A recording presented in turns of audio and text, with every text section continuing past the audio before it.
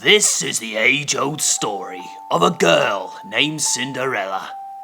Once upon a time, in a land, well, not so far away, there was a great and wonderful king who was married to an even more wonderful queen. They had a beautiful daughter who they named Cinderella, and the king and queen were happy as pigs in mud. Ooh, but Father Fate is a cruel master, and soon the queen fell gravely ill. On her deathbed, she made the king promise that he would only marry another woman if she were as wonderful as herself. And so, thinking this was impossible, the queen died peacefully, leaving the king alone to grieve for 3 whole months. Then, one day, the king met Chris, who was as wonderful as the dead queen had ever been. Chris also had 3 daughters of her own, who Cinderella could play with. And so, the king and Chris married, and they lived happily for a time. But the new Queen Chris was not what she appeared to be. Her beauty was the result of many plastic surgeries, and her daughters, though beautiful on the outside, had hearts as black as pitch within. Unbeknownst to the king, the daughters would often cry, sulk in nasal tones, and claw at Cinderella like a pack of hungry, horrible mongrel cats. After 5 years of abuse, Cinderella could take no more, so she ran away to a place where no one would ever know her true name.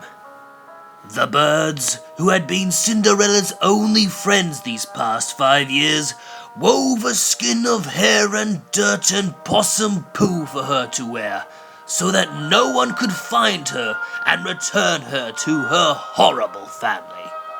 With her cloak, Cinderella said goodbye to her old life and became Sap Sorrow, a dirty vagrant whose rap career was even more hysterically ridiculous than that of Vanilla Ice, and that guy was positively horrendous. But Sap Sorrow was only human, and like all humans, was not immune to the disease of love. One day she met the Prince of Disney, who strangely lived in a palace set within the largest amusement park in all the world.